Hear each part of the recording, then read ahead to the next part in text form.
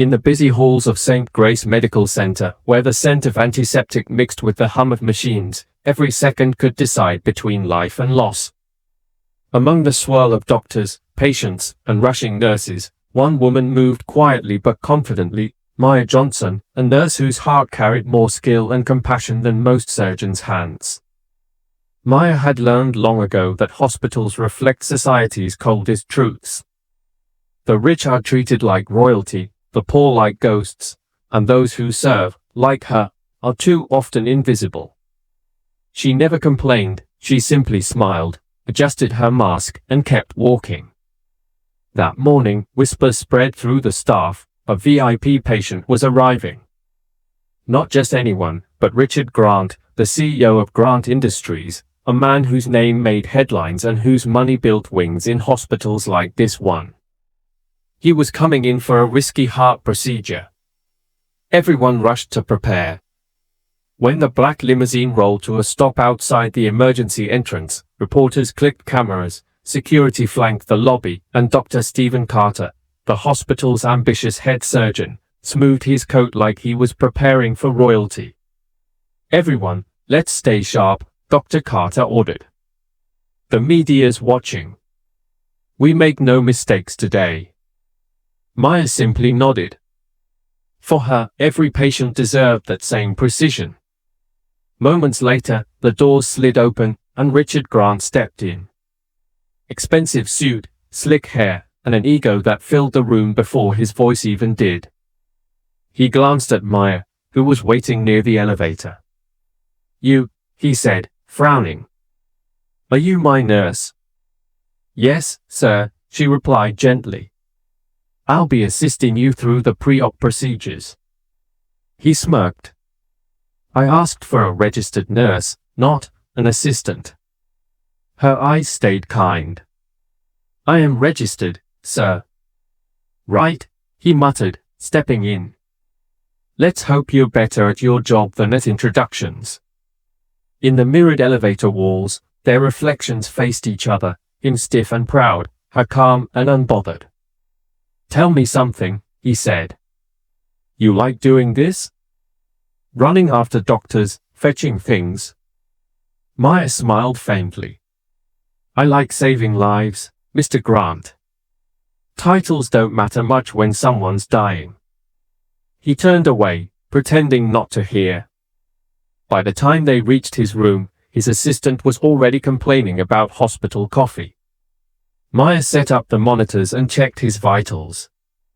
She noticed subtle irregularities, something in his pulse that didn't align with the reports. "Your heart rate's fluctuating," she said. He waved it off. "I had a business call this morning." "Stress?" "I'll be fine." But she quietly made a note, just in case. That night, as the hospital quieted, Maya stayed late. She always did. Her co-workers often asked why she never took extra breaks, why she volunteered for overtime. Few knew that she was paying off her mother's medical debts, her mother, who had once been a janitor in this very hospital, who taught Maya that dignity was earned by kindness, not by position. The next morning, the surgery was scheduled. The entire team buzzed like a symphony of precision, doctors adjusting masks, anesthesiologists reviewing charts, nurses prepping tools. Maya checked on Richard before they wheeled him in. He looked uneasy. "I don't like hospitals," he muttered. "No one does," she said softly, "but you'll be okay." He looked up at her. "You talk like you believe that." "I do. I've seen miracles when people stop fighting fear." He didn't respond. But for the first time, his arrogance faded just a little.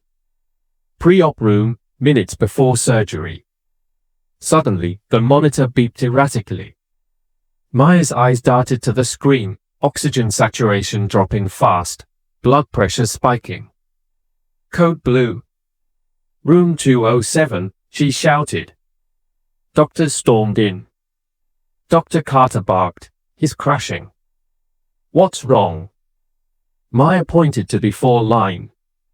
It's clotting, his lines collapsing. She moved with precision, her hands steady while everyone else froze. Get me heparin, 5 milligrams, she ordered. Now. Dr. Carter hesitated. You sure? Yes, she snapped, her voice firm but calm. She injected the dose, tilted his arm, readjusted the line, and watched the oxygen rise again, 90, 92, 95. Richard gasped, his eyes fluttering open. What happened? Maya leaned close. You had a clot. You're safe now. Dr. Carter exhaled. Good catch, Maya. You just saved him. But Maya just smiled and said, that's what I'm here for. Surgery went smoothly. Hours later, Richard woke up to the quiet rhythm of machines and the faint scent of disinfectant. His assistant was gone, his suit replaced by a hospital gown, and the only person nearby was Maya, checking his IV. He watched her for a long time. Finally, he spoke. Why are you still here? It's my shift, she said. You could have gone home. I stay until my patients are safe. He sighed. I was rude before. She looked up. You weren't the first. Won't be the last. He frowned. You should care more about respect. I do, she said, smiling. That's why I give it to everyone, even when they don't give it back. For the first time in years, Richard Grant had no reply. That night, unable to sleep, he overheard two nurses talking outside. She saved him before surgery even started, one said. Yeah. She's incredible. Her mom used to work here, you know. Janitor. Maya studied nursing while mopping floors at night. No way. Way. She says she'll never let anyone feel invisible in this place again. Richard stared at the ceiling, his throat tightening. The woman he'd dismissed as just a helper had more integrity than all the boardrooms he'd ever ruled. A week later, when he was cleared for discharge, he asked to see the hospital director. Cameras gathered again, press, donors, staff. Everyone expected a standard thank you speech. But Richard walked straight to the podium, holding a folded note. I came here for a surgery, he said, his voice steady, but I'm leaving with something greater, perspective. He gestured toward Maya, who stood quietly in the corner, uncertain why her name was being mentioned. I disrespected someone who saved my life. This nurse reminded me that true power lies not in money or status, but in compassion. The crowd murmured.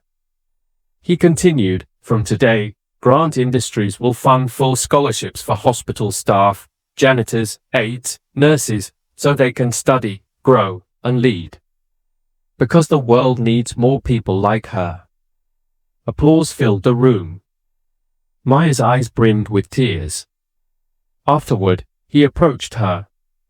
You don't know me, Maya, but you changed me. I thought leadership was about control. You showed me it's about care. She smiled. And you showed me that even the proud can learn. A year later, a new wing opened at St. Grace Hospital, the Compassion Care Center, funded by Grant Industries. A plaque by the door read, dedicated to those who serve quietly, heal humbly, and love without limits. Richard stood beside Maya at the ribbon cutting. Cameras flashed again, but this time, his smile was humble. He whispered, "You'll never be just a helper again." She replied, "I never was." As the crowd applauded, Maya looked up at the glass ceiling reflecting morning sunlight, the same light from the day she'd been mocked. She whispered to herself, "For you, Mom," and walked forward into the light.